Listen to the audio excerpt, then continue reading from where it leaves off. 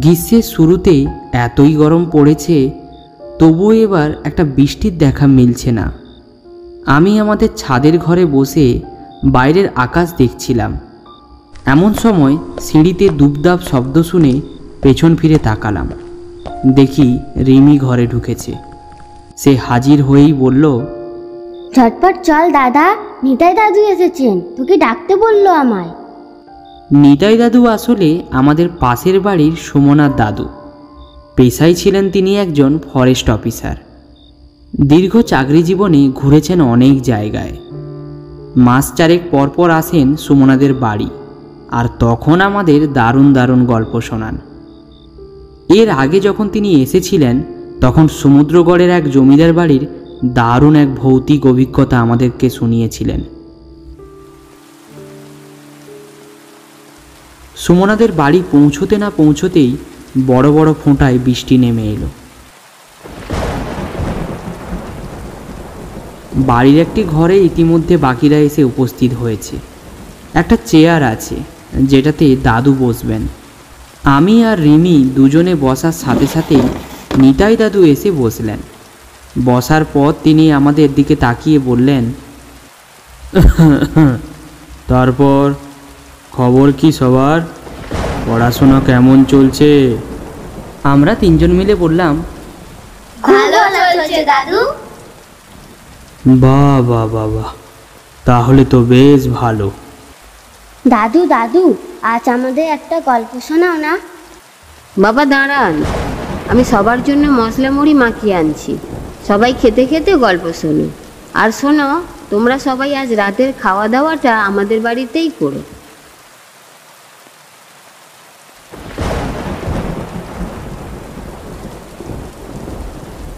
চলো তাহলে আজ তোমাদের একটা ভূতের গল্প বলি। কিন্তু আজকের ভূতের গল্পটা একটু অন্য রকম।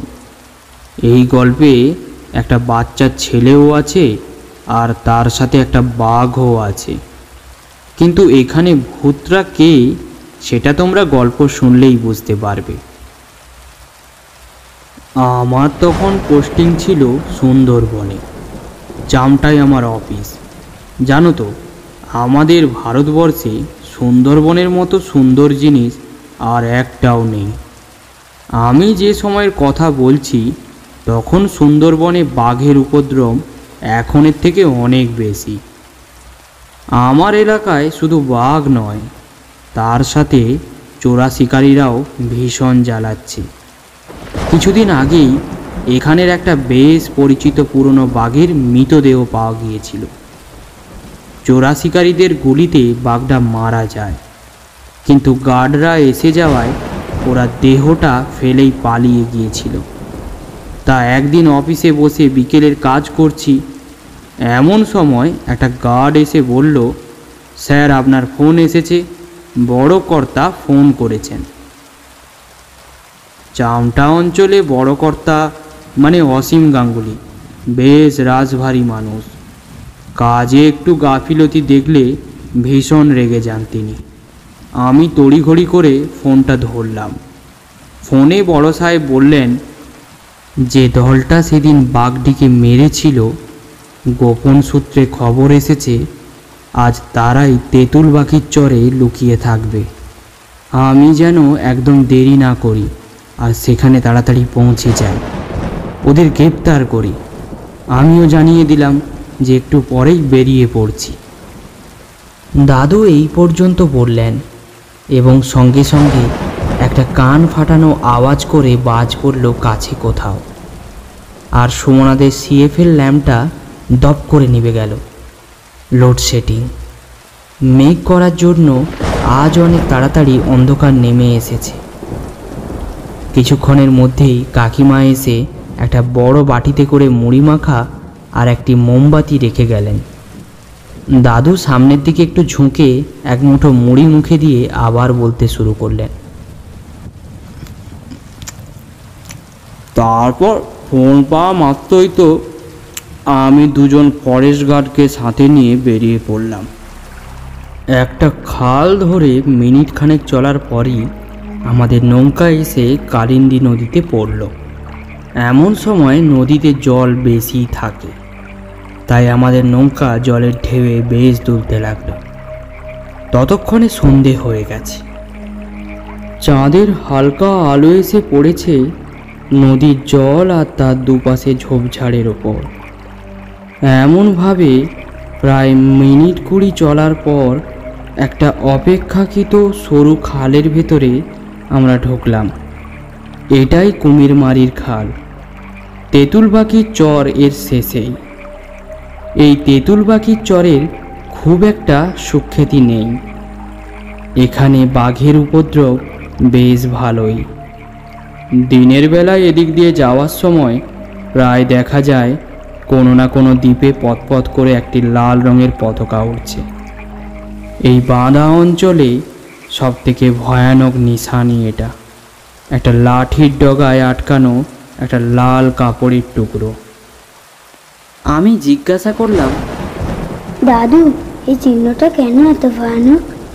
দাদু বললেন, আসলে কি জানো তো, ওখানকার মানুষদের জীবনযাপন খুব একটা সহজ নয়। এই নিশানিটা একদিকে যেমন ভীষণ কষ্টের, সেই রকম আবার সাবধানেরও। আসলে কি বলো তো, যদি কোনো মানুষকে কোনো দ্বীপে বাঘে নিয়ে যায় বা মেরে ফেলে, তাহলে তার সাথীরা একটা কাপড়ের টুকরো লাঠির ডগায় আটকে সেটাকে পুঁতে দেয়। তার মানে এখানে বাঘে মানুষকে মেরেছিল। তা শোনো, তারপর সুন্দরবনের অনেক দ্বীপেই অনেক ভাঙাচোরা কুটির বাড়ি আছে। বেশিরভাগ হ্যামিল্টন সাহেবের আমলের তৈরি। এই তেঁতুলবাকির চরেও তেমন একটি আছে। চোরা শিকারীদের সেখানে পাওয়া যেতে পারে, এই আশায় আমরা সেই দিকে এগোলাম।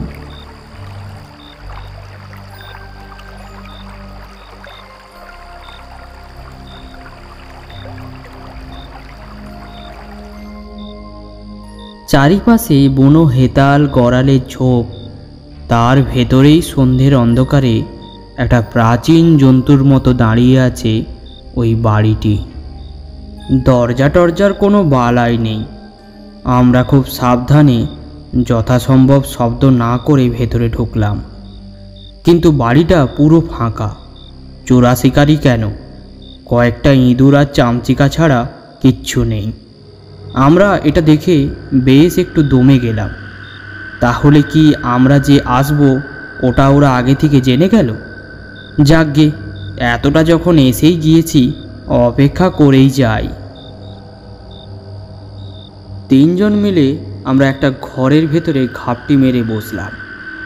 আমার সঙ্গে যে 2 জন গার্ড ছিল, তাদের একজনের নাম বিকাশ প্রামাণিক, আরেকজনের নাম সুরেন্দ্র। বিকাশ আগে পশু শিকারিতে ছিল। তার একমাত্র ছেলেকে বাঘে নিয়ে যায়। তারপর থেকেই সে ফরেস্টের চাকরিতে যোগ দেয়। সন্ধে গভীর হতেই জঙ্গলের চেহারা পাল্টে গেল। বাইরের গাছপালার ভেতর থেকে নানা পোকামাকড় আর ঝিঁঝি পোকার শব্দ আমাদের কানে আসছে। দূরে কোথাও হরিণ ডেকে উঠল, সেটাও শুনতে পেলাম। এই পর্যন্ত বলে দাদু একটু থেমে জল খেলেন কিছুটা। আমরা তখন সবাই জোড়োসোড়ো হয়ে বসেছি। ভেজা ঠান্ডা হাওয়া মোমবাতির আলোটাকে একটু কাঁপন ধরিয়ে দিল, সাথে আমাদের ছায়াগুলো কেঁপে গেল। দাদু একটা মৌরি লজেন্স মুখে দিয়ে আবার বলা শুরু করলেন, আমরা তো বসে আছি, আর বিকাশ মাঝে মাঝে জানলা দিয়ে উকি মেরে বাইরেটা দেখছে। আমি তাকে মানা করতে যাচ্ছিলাম, তখন আমার মনে হলো বাইরেটা বড্ড বেশি চুপচাপ হয়ে গেছে। সব পোকামাকড় আর আওয়াজ যেন চলতে চলতে দুম করে বন্ধ হয়ে গেছে। ঠিক সেই সময় আওয়াজটা শুনতে পেলাম আমিও। বাইরে খালের জলের ছলাৎ ছলাৎ শব্দ ছাপিয়ে আমাদের কানে এলো একটা অস্পষ্ট ফ্যাসফ্যাসে কণ্ঠস্বর। কে যেন হাহাকার করে ডাকছে, বাবা, এই তো তোমার গদাই, আমার কাছে এসো বাবা। বাবা, এই তো। যেন আমাদের আশেপাশে হেতাল গড়ানের ঝোপের ভেতর থেকে হাওয়া সেই আওয়াজকে আমাদের দিকে ঠেলে দিচ্ছে। ইতিমধ্যে দেখি বিকাশের মুখ চোখের ভাব বদলে গেছে। সে একবার বাইরের দিকে তাকিয়ে কাকে যেন খোঁজার চেষ্টা করলো। তারপরেই দাঁড়া গদায়, আসছি, এই বলে বাইরে ছুটে বেরিয়ে গেল। সঙ্গে সঙ্গে দেখি সুরেন্দ্র বলল, ও সর্বনাশ, স্যার শীঘ্রই আসুন। বলে বেরিয়ে গেল। আমি বাইরে এসে দেখি অন্ধকার অনেক বেড়ে গেছে।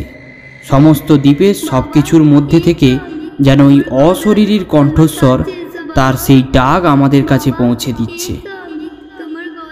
বিকাশের পেছনে যেতে যেতে আমি সুরেন্দ্রকে জিজ্ঞাসা করলাম, আচ্ছা গদাই কে? আর বিকাশ ওরকমভাবে দৌড়ে পালিয়ে গেল কেন? সুরেন্দ্র বলল আমায়, স্যার গোদাই বিকাশদার ছেলে, ওকে গত বছর একটা বাঘে তুলে নিয়ে গিয়েছিল। ও বেগো ভূত স্যার, তাড়াতাড়ি চলেন, নইলে বিকাশদারে বাঁচানো যাইব না। কথাটা শুনে আমার সমস্ত শরীর বেয়ে যেন একটা আতঙ্কের স্রোত নেমে গেল। যাকে বাঘে মেরে ফেলেছে সেই ছেলে আবার ডাকে কি করে? বিকাশ দৌড়চ্ছিল কুঠির বাড়ির পেছনের দিকটায়। এই দিকে জঙ্গলটা বেশ গভীর। সে জঙ্গলের ভেতরে ঢুকে যাওয়ার আগেই সুরেন্দ্র দৌড়ে গিয়ে তার উপর ঝাঁপিয়ে পড়ল। আমি ওদের কাছে পৌঁছানোর আগেই সুরেন্দ্র বিকাশকে মাটিতে ফেলে তার উপর বসে পড়েছে, আর বিকাশ ছটপট করছে। আমি বিকাশকে কিছু জিজ্ঞাসা করতে যাব, এমন সময় আমার চোখ পড়ল সোজাসুজি।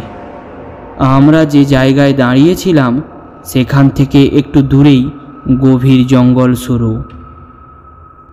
জায়গাটায় অনেক ঝোপঝাড় আর পুরো অন্ধকার চারিদিকে। সেদিকেই চোখ পড়তে আমার সমস্ত শরীর যেন হিম হয়ে গেল। ওই অন্ধকারের মধ্যেও আমি স্পষ্ট দেখলাম একটি সুন্দরী গাছের নিচে যেন জমাট অন্ধকার বেঁধে আছে। ঘন মিসকালো অন্ধকারে তৈরি একটা আদিম কুড়ো পার্থিব ছায়ামূর্তি আমাদেরকে দেখছে। আমাদের আশেপাশে সেই ডাক কিন্তু তখনও অবিরাম ভেসে আসছে বাতাসে। সুরেন্দ্রও মনে হয় সেই মূর্তিকে দেখে একটু অন্যমনস্ক হয়ে পড়েছিল। সেই সুযোগে বিকাশ তাকে এক ঘুষিতে ছিটকে ফেলে উঠে দাঁড়ায়। আমি তখন নড়তে পারছি না। পা দুটো অসম্ভব ভারী মনে হচ্ছে আমার, যেন সে আমার নিজেরই পা নয়। আমার ইচ্ছে মতো এ কিছুতেই নড়বে না। বিকাশ মাত্র আর হাতখানিকের মধ্যে মূর্তিটার কাছে পৌঁছে যাবে। এমন সময় বাঘের গর্জনে পুরো দ্বীপটা কেঁপে উঠল, আর মুহূর্তের মধ্যে ওই ছায়ামূর্তির পাশ থেকে একটা প্রকাণ্ড বাঘ এসে বিকাশের ঘাড়ে পড়ল, আর আমাদের পলক ফেলার আগেই তাকে নিয়ে কোথাও যেন উধাও হয়ে গেল। আর তখন আমার চোখের সামনে সব কিছু যেন ঝাপসা হয়ে এলো। আমরা সবাই তখন ওর গায়ে ঘেঁষে বসেছি। দাদু থেমে যেতেই সবাই আমরা বলে উঠলাম, তারপর জ্ঞান ফিরলে দেখি সুরেন্দ্র খাল থেকে জল এনে আমার মুখে চোখে জল দিচ্ছে। ওর হাত ধরে আমি উঠে বসলাম। মাথাটা তখনও ঝিমঝিম করছিল। মূর্তিটা যেখানে ছিল সেই দিকে তাকিয়ে দেখি কিছুই নেই, সমস্ত কিছু ফাঁকা পড়ে আছে। আর তখন ঝিঝি পোকার ডাকও চারিদিক থেকে শোনা যাচ্ছে। আমরা বিকাশের দেহটা অনেক খুঁজলাম, কিন্তু পেলাম না আর কিছুই। তারপর আমরা ফিরে এলাম নিজেদের জায়গায়।